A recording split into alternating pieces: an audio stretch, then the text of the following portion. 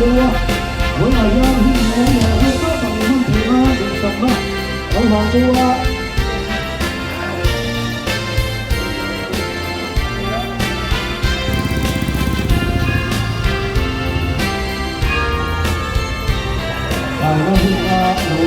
thì ra là cái phần bút nha như là chua rồi phần bút chua thì lại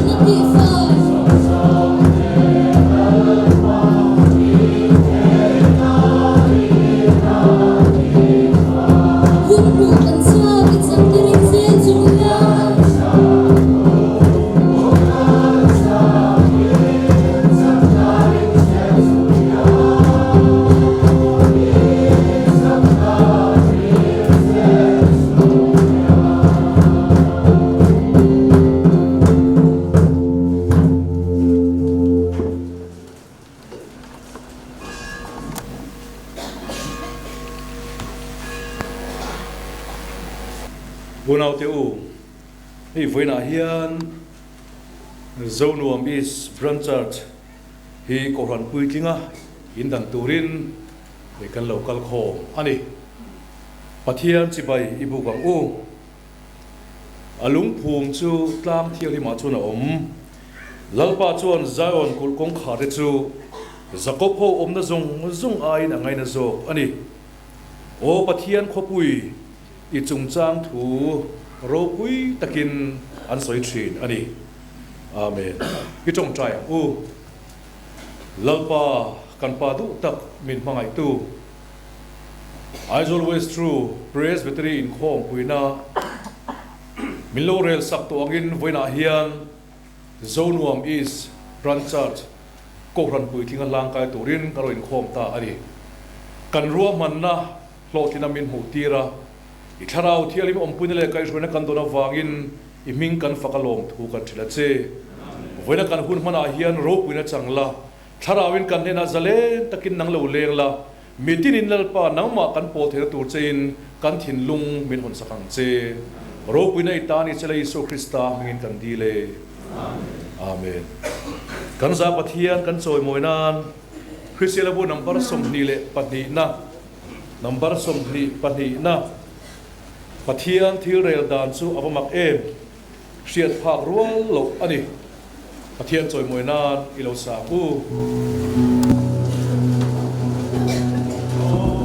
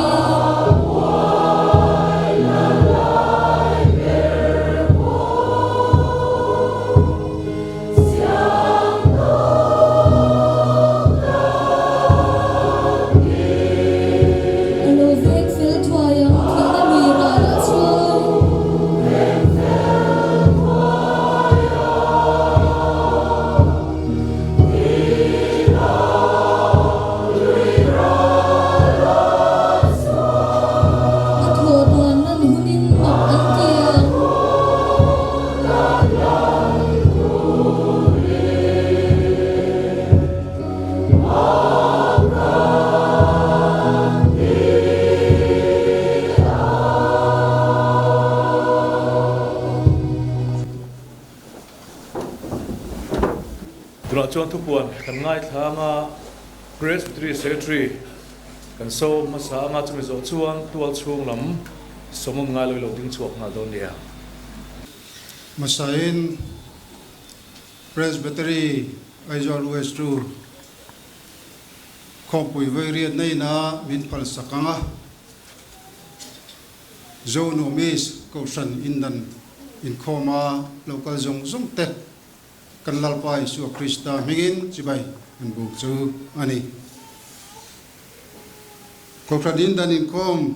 program kan mandan tu tlang pui hanin triat tir langin kan fruai tu hi pastor ti lo tan kluanga moderator Aizawl West Presbytery chan pui pastor Bill tu ani apostol te thuvon chir chuana chir ruana kan nayanga Christian lamo number zanga somnga le pakhatna Zaipol Bill Zaipol Zonuam pastor Bill Zaipol laksa kona kan nei lenga Christian lamo number zathum somruk le pakhatna kan Koshan lungphum chu Koshan in tan chungchang soi upai Zoliana Presbytery Secretary in danna moderator pastor ti lothan tluanga trong trai upa ar nuela Zonuam Zaipol Zonuam is Koshan Zaipol pui ngai thanga thucha moderator ne trai kan ngai thanga lasakona kan nei lenga Christian abu number zathum somkole parukna kan zain i harangu malsomna ruven ke si vanaldua bial to pastorin nei no nani indan khoma hian Presbytery puipa te le standing committee te alau kalamang te khomai te kena ding te ang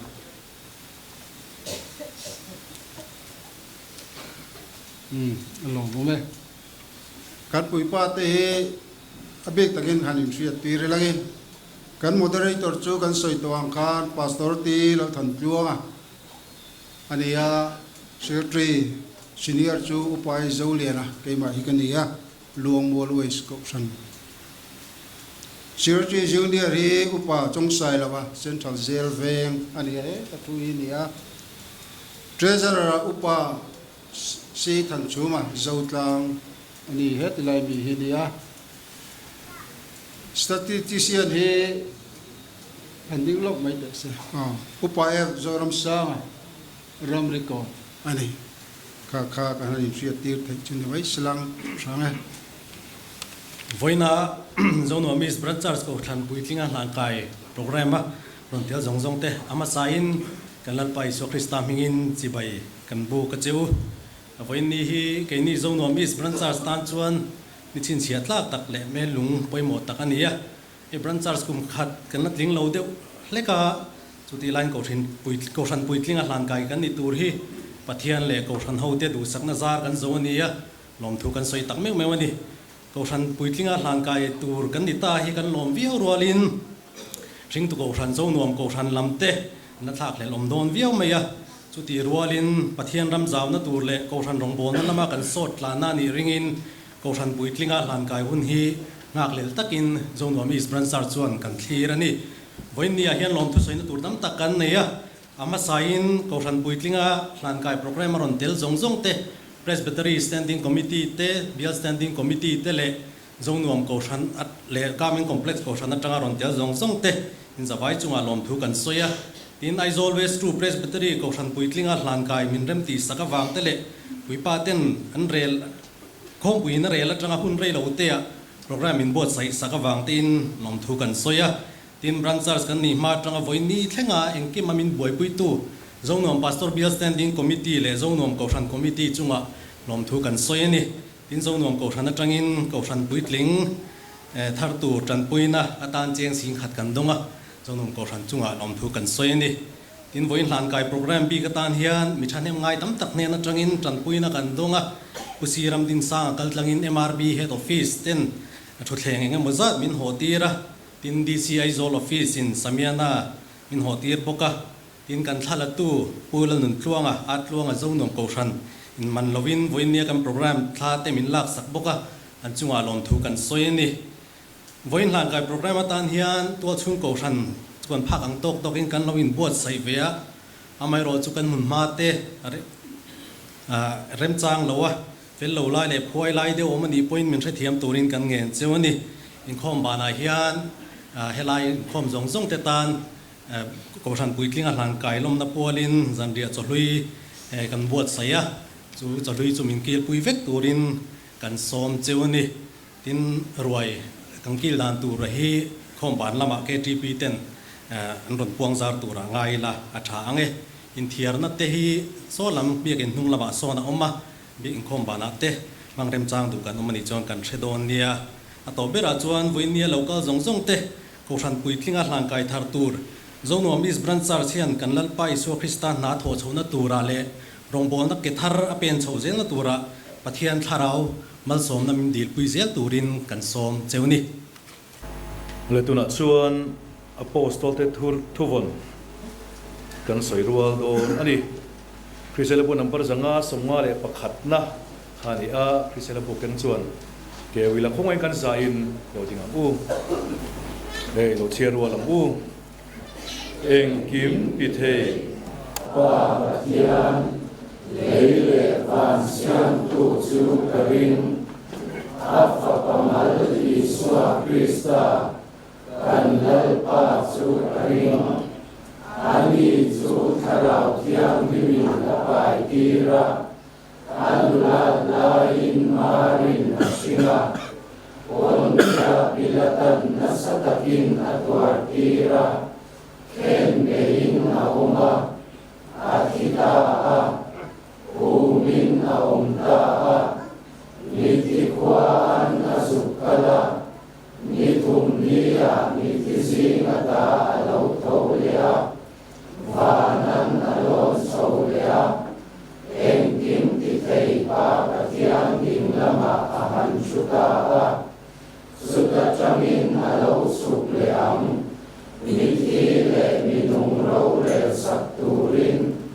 in taraw tiyang lim karinga mi zong zong tan cầu shan thiang lim om vi karinga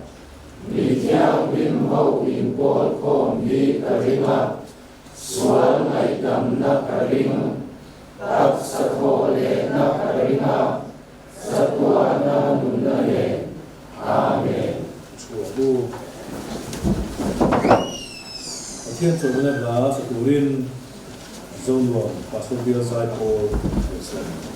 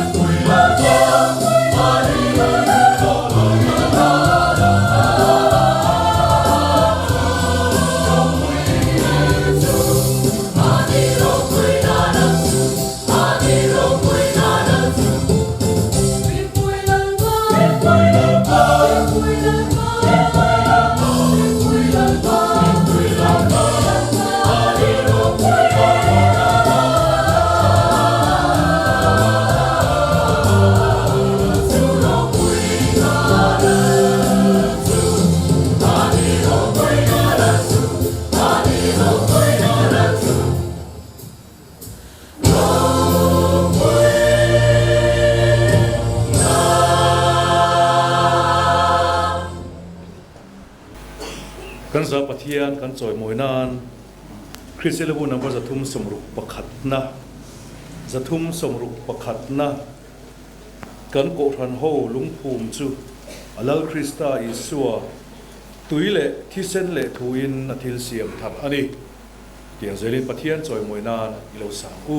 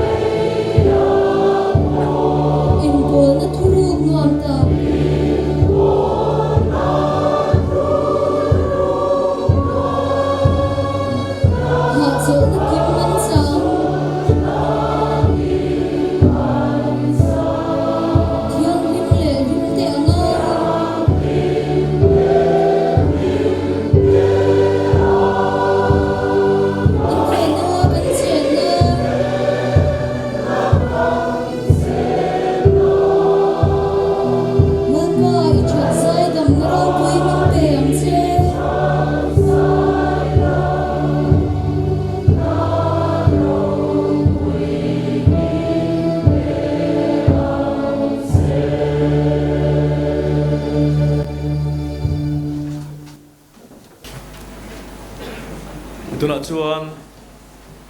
ko ran in dan chung changa soitu tula om piate soiturin kan presbytery secretary lo soma Zone Office Branch Church in dan chung chang Zone Pastor Bialin Khompui voi som le panina government complex ko san biakina neya zonuam ko sanin zonuam is branchers hon rotna athen chu remtin bill standing committee kuta bozoi turin da bill standing committee in bill standing committee le zonuam ko san in beronin zonuam is branchers chu niruk November sang nile somni pakhat indin ni chanudar khata bill to pastor kesi vanal duan alo hongta ani azol western presbyterian khompui voiriat na sakor tui chun ko san biakina neya zonum ko sanin bialin khompui kaltlangin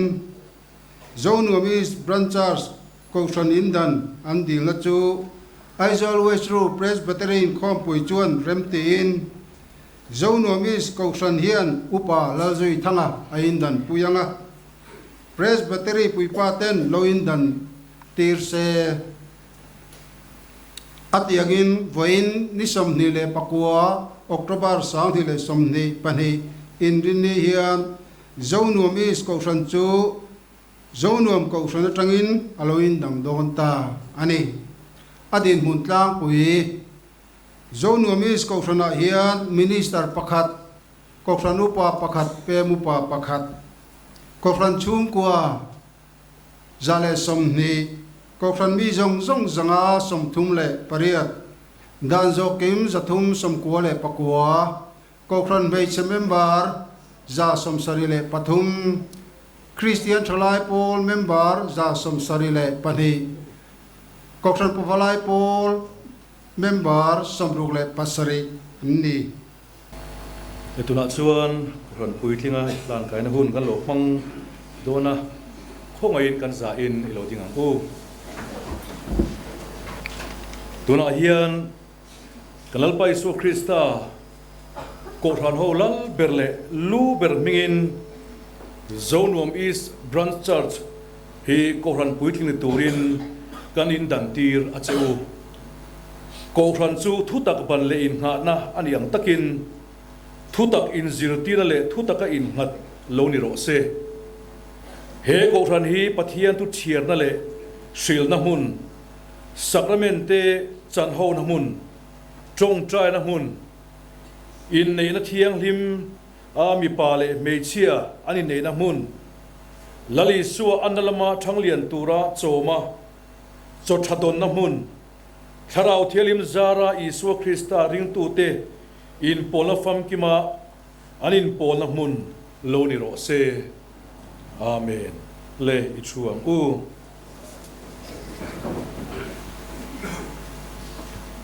chong trai na hun mang turin upa ar novela lo soma itong trai ang hu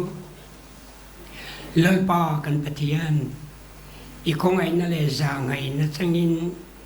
voi na hian i thil ti ro pui tak kan mua zonum is branch ko san pui tlinga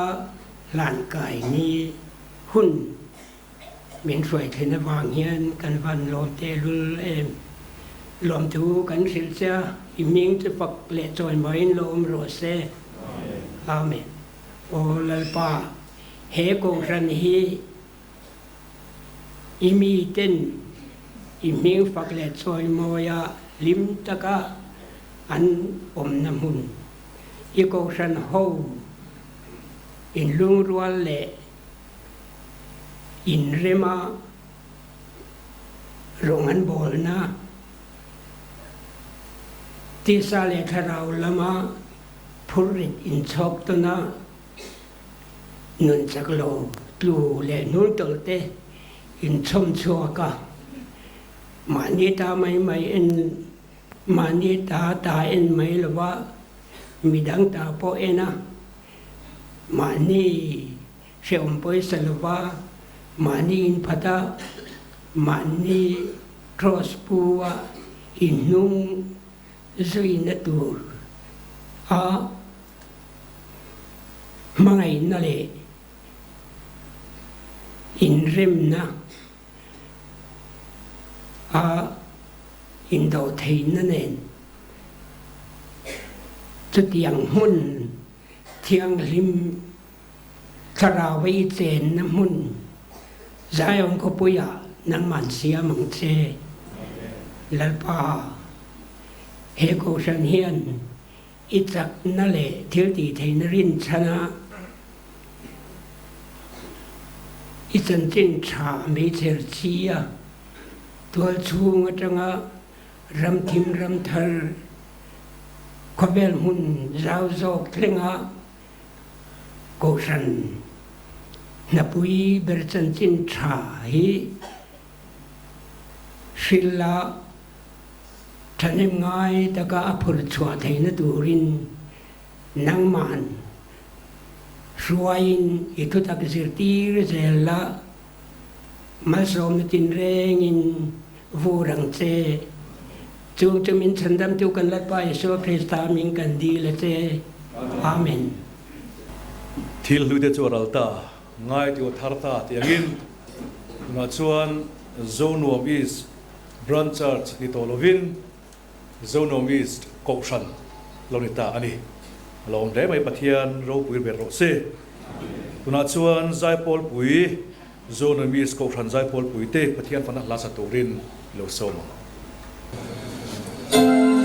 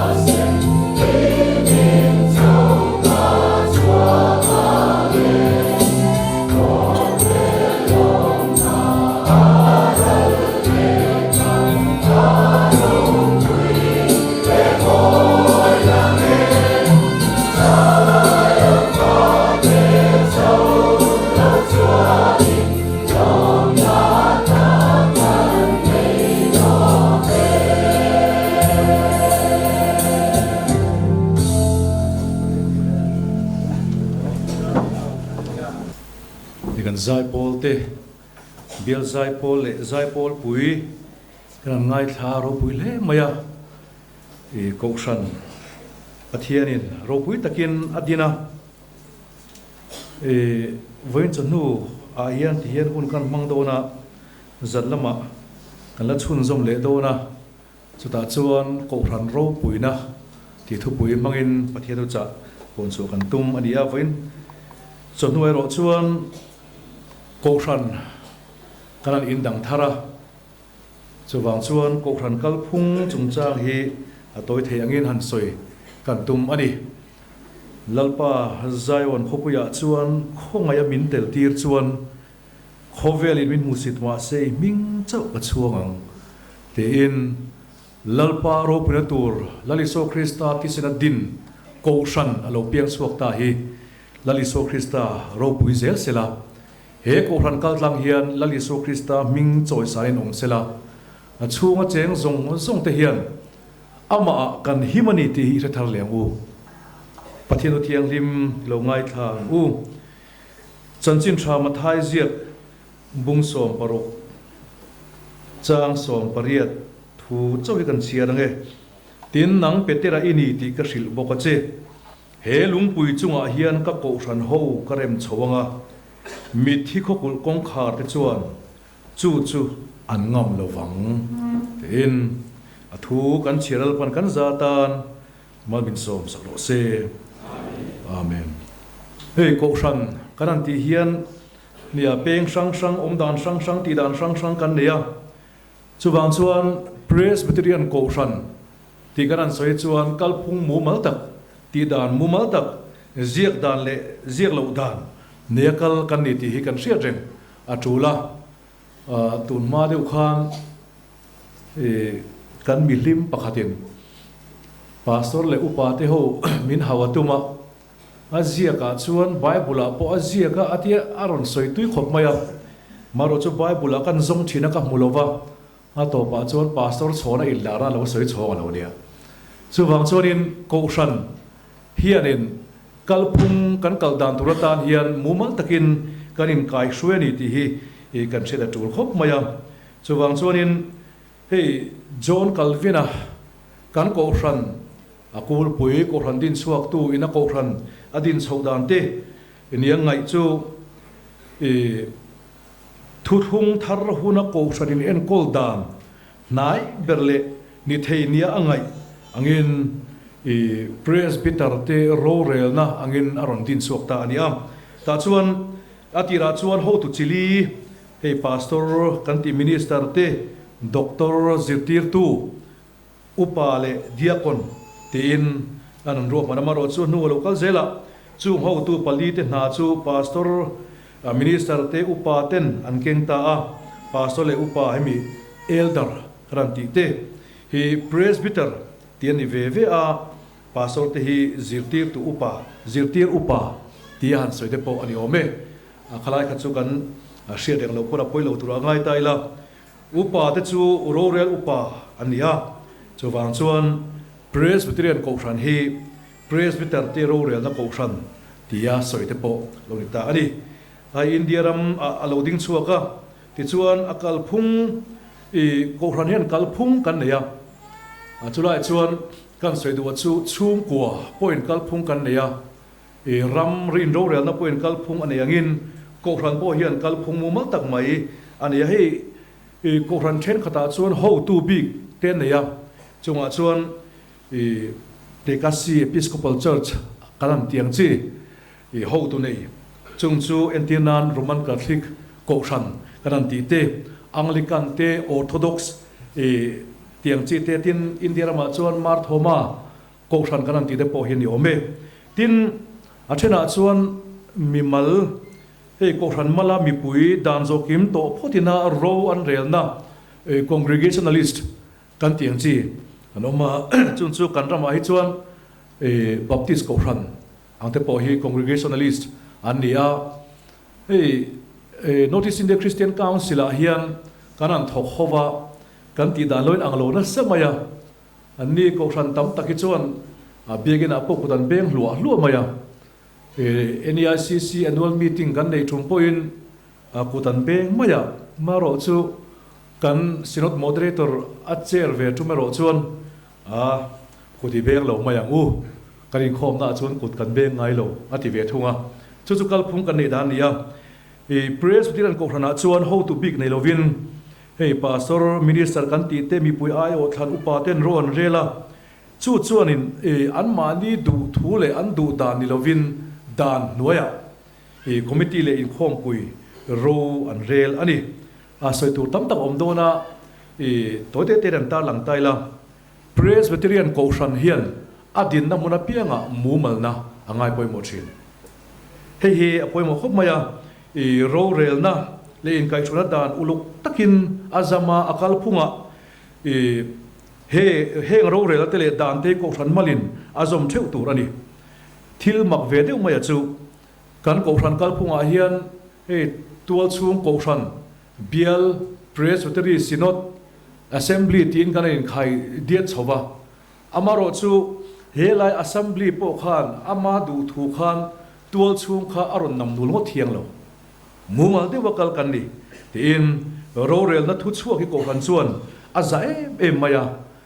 a thei ram chuan zom nge tum thin ani tin chung ba ka chuan hemi kan kong kan kal dana hian kong fel tak mai proper channel nei na thil ti hi angai poi mo thukal zel tur ro rel na po hian pakhatin aron puchova ta chuan pakhatin ama adu tok mai lovin entirnan voina kan ko ran in dana chungchanga po hian ko ran malin aron thena bielin presbytery tiang chuan presbytery thu nei na in kan kalta ani tin chu ba ka chuan hei kan ko ran hi bible in mat ani ti hi thuri number pakhat na tanga som na in kara hi kan bible pumpui khai khom na ani thi kan thriat renga tula thu thung hlule thu thung thar pathian thu ani ya heng chau hi rin na le thil ti te na dik lo thelo ani in chumi mil chuan pathian thu apuang chuak thina rin na kong te chandam na kong te tiang chuan engkim mai hi thurin angai poimo arong bol tu te chuan an pom ngei tur le an zir ti thin tur ani he vena hian arong bol tu kan ti bi ka te kanan da thina maro chu ko ran pum puina he kan zom apoimo le ni tin chu ba ka chuan presbyterian ko ran hian pathian begin khom angai poimo ani he then ka chuan in akami in khom kha angai poimo rolin adu tui le maya chu then ka chuan in ani em lo kan in khom hi kan ti deuh mu maya chik deuh mur ti pol te pawri ru kan lo nei thian yome amaro chu hemi congregation ili sawanga fellowship tai bakal kan ni velova pathian chi baibu kan diangin ti dan khung mu mal le ursun takin in khom in kai soya tuna kan kal phung tam zo khi chu ngani fellowship ang devin kan kala hei nizan lam loka te po ka soi to ani min lama ko ran pakhat aizol ko ran hi pathian tu kan zirlain ka ta cha ta chuan an lam ve ngai box si lova lam tulan nei box si lova hetia ringot ta chuan milhim an uplum zel don hi mulet tin kari ruwa ngai thuna ka nei ni a chan chu kei po harna ina min ko so ve bok kania wangin e khalam khari ruwa la lian le maya ta chuan zona ka zota in ko ran hi in lim nge lim lo in thang nge mai son nge in tlan yam khatia ta chuan anupa min chuan te min changa kan ko ran hi adin tira tangin alat tlan yam ngai lo ma kan la son zelani te lam tolin nei box si lo wa khatia lam remote hi ko ran ro puina kan te lo ko ran member kan pungem thilpe rongbon na hian ma kan sonem ko ran hian ram thar rongbon na ke penem ti te hi karin te na nia chui pak ba ka chuan mi na pathian fakadu chuan om huna poron ding mayang chu ate maro chu ko ran chu tu na chuan lam tual po zau tak an zo ve to ni man son zela ni chu tin hemi karin khom na tam zok hi chi bai buk na worship service ni lovin fellowship ang dewen kanan kal thina inti lim ton na khani ma zo ka ren saya thanga chuanin pathian begin khom hi ko ran thara lam chu hlui ania ko ran nun na atan apoi mo em a chu wang chuan ursun le za takati turania chu presbyterian ko ran zia dik tak ani tin so yani tin chumba ka chuan kan ko ran hi au ho mo phun tlan na le shuai tu na tho na ania ho tu chan chang le mo phun na big chel tu te oma sela tu ma in tha fa lovin kan in pui thin hi aro pui khop mai a collective responsibility le hemi collective leadership nei kan ni kha kan ko rana hian kan ria teng po a chul ani tin a in rel bol lama hian hei poimo de oma thurin kan neya chungba ka chuan enge ni sum le pai en kola chungchang ate ram thar manual te kan te engkim mai ania chungba ka chuan handbook kan neya pathian be in khom throina bu kan neya KTP ko ran mechia ko ran pawalai Sunday school ti zong point in kai throina kan nei ve kani chumi in kai throina pelu tuk chuan ke pen a rem tat lo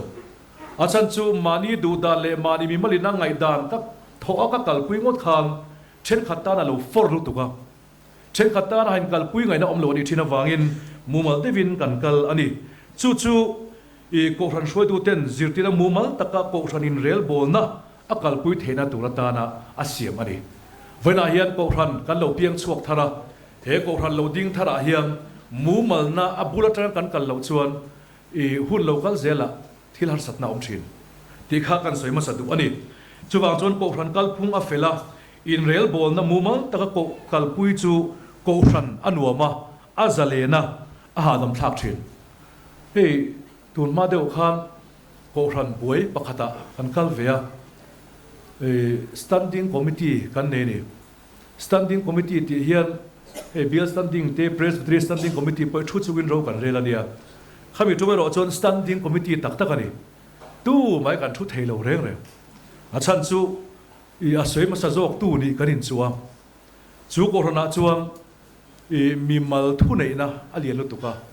mi mal du dan angakal antuma wangin ko rona phel phok mai ni chuwang chon ko ran hi tu te mo ngai dan le tha ti dan angoda kal lovin helai khom puina local tlang pui to engen in kai shruina angte den atam zo majority na andu dan ni lova tu mo ina khal kal tat kan tum te hian ko ranin har satna ato kanun anuam lova azale lova in ti thim them na om fo thirani chuwang chonin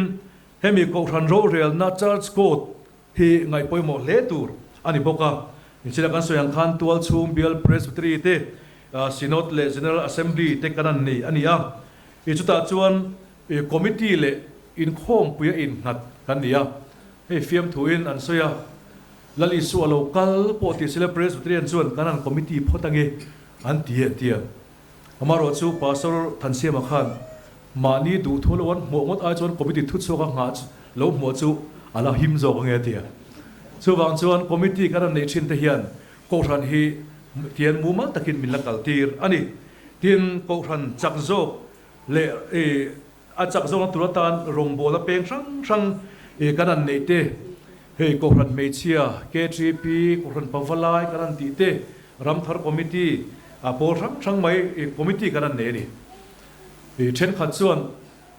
a kha committee te po kha an du dan angakal tir engmo a drem chang lovin ko ran thu in oi lo lutuk han ti ngot te hi om ve thina a then khata chuan lo chak lutuk an oma ka experience kan soi venga hey Christmas e kum thara hian kan thalai ten thingpui zai khom tan lo lum sakse ti kha committee thu chuak ani KTPN committee a ko ran committee thu chuak ngun takin KTP na ngai tua tun tuma chuan lum lo mai ni se hanon tia ta chuan rang in KTP kan thiat ta ni a chan chu ko ran thu nei na pela an kal kha arem lo in thok phau tur kan ni ti la ya khania he ko ran tin dan chu kan ria branch church stage tunma khan preaching station kan ti te tual chung tiang che te ko kha kanan nei thin ania chunga chuan ko ranina mumang taka kal thena turatan tiangai thi in rem takin he pa bial then khata chuan ko ran tu te mong yong nger devin ko ran indan an nge tlat zel mai te po om fe ni heng te poi ha thak te umai nia enga tinge kan in dan I phal lo ti a mai sen a miron tong ta mai te poi kan tong ve to a ha thak khop mai a chan chu in khom anuam lova in khom kal po in dan du ho maro chu alarim chang lo ve ti a ko rina an kal puya the thiam lo hovina in khom kal ko min me rum te kha nuam lo tak chu ni chuwang chon voina hatia ko ram lung oi tak mai le lim tlang tak mai kanan in dang he luru tuk ani ti he kan sia thara tan pon kan sai do ani tin he ro rel dan chung changa in do chong kan ngai me maya chunga chonin church court tin kanan tia chunga chon tual chung ko ran committee te bial in khom pui presbytery in khom pui hatien do chong ang khan kanan tia tin chungba ka chon hemi sinot huam chunga po peng sang kan ang hian tual chunga po ram thar committee te BSI kan tiang zong che sang omani heng hi khoi ma hi te big omlo tilai ka soi do ni achan chu tu te namo tu te na pe lo na min da ve ngot mai tiang chi te alo pal the chu wang chuan kha committee kan tel da zong kha pathian ram azaw tu le ko ran alo nge zel trut na turata na ati chak tu le ati nge tu ta na kan ni ti hi kan che da poi mo khop mai den chungba ka chon he in thunun na chungchang a hian thoi te kan ta lang le tua ko ran in rel bol la ponga thil poi mo tak mai ania chuwang chuan he kan tong kam hana po hian then kha chuang ko ran atayen not suak ko ran enge ni khatiang zonga tong kam kanan mang thira not suak ti tak tak he chu ko ranan tel to lo in thunun na ani chu po chu helai tanga engmo ingana solat lu te mo thil dang wanga thunun ani hian hei hi khong ana tela thunun thin ani te po kan puang thin ani kha siam than le nan pathian ko than ho azo omna le thiang him na von him na turatan ti thin ani a chuwang chon ko ran than len zela turatan malak ani ti hi kan siat po poi mo khop mai thunun tling bo chiat na kan ti tu nuwa hian kan in thunun nai azimang reng khopa kan in kai shwena chuang dan bua ti hena tar langa tual that te in ngai na sulat lu te uire te ayen Christian rin na kal zonga sa ko bia na le dan bo chira dang sinodina thunun na thing a ngai te hi korona thunun na ina atum engene a thunun na khari ta a chuwang cha tum bera chu koran thial him na tur le tiswal tu ina lo sima ilam le le thoi theina turatan he thunun na hi man thin ania kan dan bua pungsari na kham kan mu ani tin chungba ga chuan he tun la ya hian ko ran soi noma turatan corruption a dolo ru te po a en liam kan ti thina amaro chu tun la thila hian dan om zela tu mo kha koran hian ei ruwa kan thunun che kan phur che lo tingot taila koran hian engamo evidence fel tak aneya engeni khalai khanama chungchanga athiam chana turatan koranina lekha mo nei lo chuang koran ka thiam lo cham theilat mai ni chuwang chuang mi in adi lo ni chuan kha koran thialem taka kham ai man dan chungchanga po shia ai the turani he en tirnan mi nupa engamo wangin alawin thena ta chuan RC le RL lak ngaya chumi RC le RL lak ma chuan rongbola langsara in kil toy tura ngai ani tiania in kil toy tura ngai til kha ai mang tur ani lo tilama ni lova marjo kha rongbol tu kham tuna chuan ke ma din huna kala pol ok ria alarem chang ri love ati turani tina to kari chu chu tiang chuan heng ko khami da chuan milem biak te zusak le zorte rui thei thil dang siam le put darte riru ti buai thei dam doi man sol le poisa khelna chi sang sanga te hiam in thiar film tura be se ni tin kan dan bu hena ziak thap ani chu chu in thuna chungchang ani ta sela atopera chuan pathian biara mun ei voina hian kan biak in he avoi khata kha chora saklai ka luta avoi ni na ko ran pui thling ania kan lut le ro pui khop maya an lama kan la son zelang presbyterian ko ran mel na poi mo tak chu ro rel na ba ka in khom na kan kalpui dan he ni hi then kha chuan kan la ngai to lo mai theye biagin kan man dana afim khurina ursun le a thu rong bo na huna ding tur po adu tuya biagin hi borok zaom tak noya ti tak se da pathian bina tur angai ania biagin a pulpit kan mana hi mun langsar ber achanga hi hian pathian thu angai poi mozia atar lang ani chuwang chuan upa te le pastor te le rong bo tu dang te na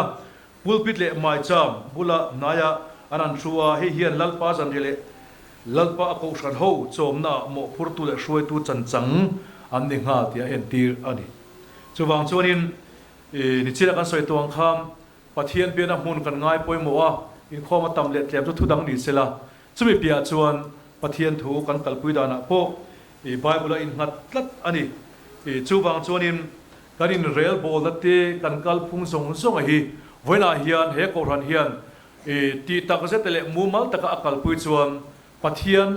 in he ko ran hi aro puina turin mang chho zelang ti hi kan be sei kanin nga na ani athu kan za talal pan mal min som sakro se amen le tuna chuan kanin khom kan lo top don to anga kan za pathian kan choi moinam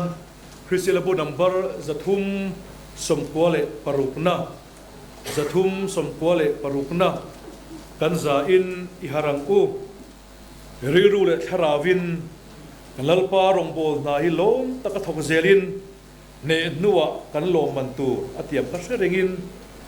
lom na lui alo luangang kan pa du zong ti in pathian choi munan kan sanga hela kan sak to pa hian bial tu pastor Reverend Casey balal tuan malsom na in kain ko min chin don dia kan zai bu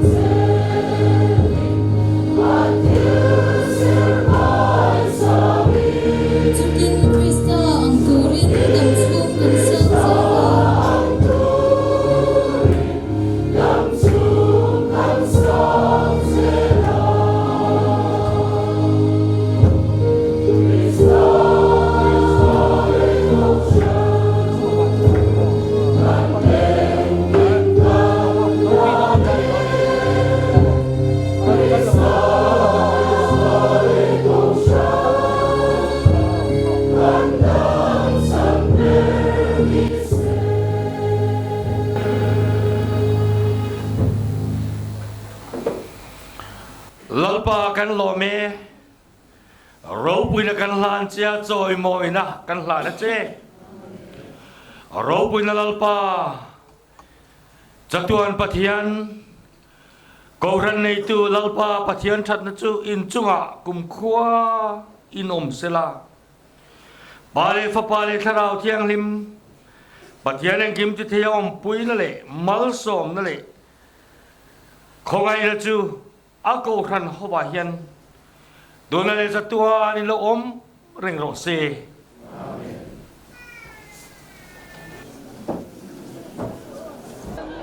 หลับตายนะคุณพังตัวเราก็สงสงเตะเราหลงตัว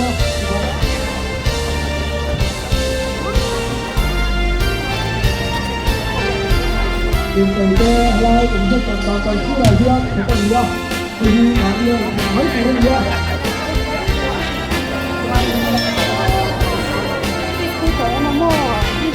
เราไม่เชื่อคุณตาไม่รู้ตัวใดแต่ที่เชื่อว่าหัวหน้าเรื่องที่เป็นของเนี่ยพวกกับเป็นวันเทน่าถูกจับนะเอาหัวตัว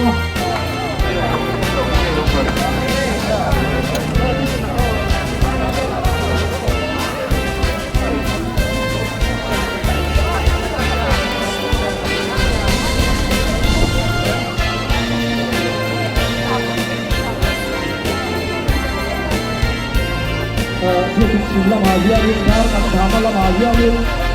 Pintu nak, orang pintu nak lama dia ni.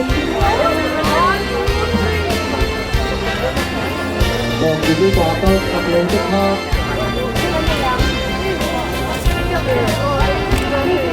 Dia pintu lama dia ni, pintu batal kita. Dia pintu batal dia. Kita pun tahu dia. Kalau orang sekali,